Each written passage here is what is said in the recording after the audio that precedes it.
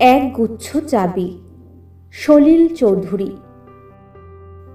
উত্তরাধিকার সূত্রে পেয়েছি শুধু এক গুচ্ছ চাবি।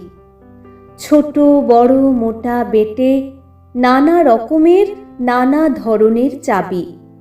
মা বললেন, যত্ন করে তুলে রেখে দে। তারপর যখন বয়স বাড়ল, জীবন এবং জীবিকার সন্ধানে পথে নামতে হলো, পকেটে সম্বল শুধু সেই এক গুচ্ছ চাবি। ছোট বড় মোটা বেটে নানা রকমের নানা ধরনের চাবি। কিন্তু যেখানেই যাই, সামনে দেখি প্রকাণ্ড এক দরজা, আর তাতে ঝুলছে প্রকাণ্ড এক তালা। পকেট থেকে চাবির গুচ্ছ বের করি। এ চাবি সে চাবি ঘোরাই ফেরাই, লাগে না, খোলে না। শ্রান্ত হয়ে ঘরে ফিরি।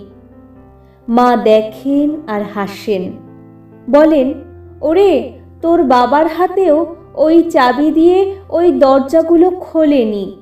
শুনেছি নাকি তার বাবার হাতে খুলতো। আসল কথা কি জানিস? এসব চাবি হলো সততার, সত্যের, যুক্তির, নিষ্ঠার। আজকাল আর ওই চাবি দিয়ে এসব দরজাগুলো খোলে না। তবু তুই ফেলে দিস না। তুইও যখন চলে যাবি, তোর সন্তানদের হাতে দিয়ে যাস এসব চাবির গুচ্ছ।